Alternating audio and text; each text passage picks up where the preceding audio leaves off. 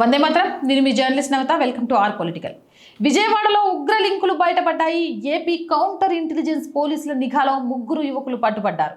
బెజవాడలోని వించిపేటకు చెందిన 21 ఏళ్ల ఇద్దరు యువకుల్ని, భవానీపురంలో 20 ఏళ్ల మరో యువకుని అదుపులోకి తీసుకున్నారు. వారి వద్ద నుంచి సెల్ ఫోన్లు, ఎలక్ట్రానిక్ పరికరాలను స్వాధీనం చేసుకున్నట్లుగా తెలుస్తోంది.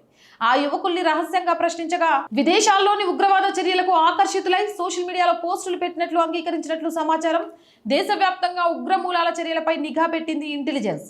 ఈ నేపథ్యంలోని రాష్ట్రంలోని పోలీసులతో సమాచారాన్ని పంచుకుంటున్నాయి. ఇటీవల ఏపీలో ఇటువంటి చర్యలు పెరగడంతో రాష్ట్ర సిఐ సెల్ అధికారులు నిరంతరం నిఘా పెట్టారు. ఈ నేపథ్యంలో సిఐ సెల్ పోలీసులు విజయవాడలో యువకులు ఉగ్రవాద సంస్థలకు అనుకూలంగా పోస్టులు పెట్టినట్టు పసిగట్టారు. సోదాలు చేపట్టి ముగ్గురు యువకుల్ని అదుపులోకి తీసుకున్నారు.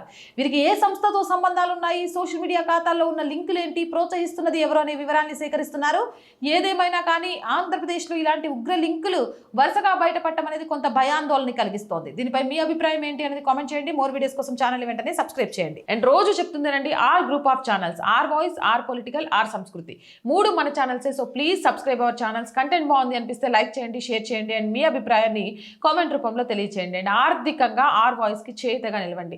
మీరు చేసే చిన్న సహాయం కూడా ఈ ఛానల్ ఇంకా ముందుకెళ్ళడానికి ఎంతగానో ఉపయోగపడుతుంది.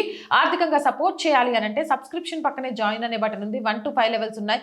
ఏదో ఒక లెవెల్లో సపోర్ట్ చేయండి. లేదా స్క్రీన్ మీద గూగుల్ పే, ఫోన్ పేతో పాటు అకౌంట్ డీటెయిల్స్ ఉన్నాయి. మీకు తోచిన సహాయాన్ని అందించవచ్చు.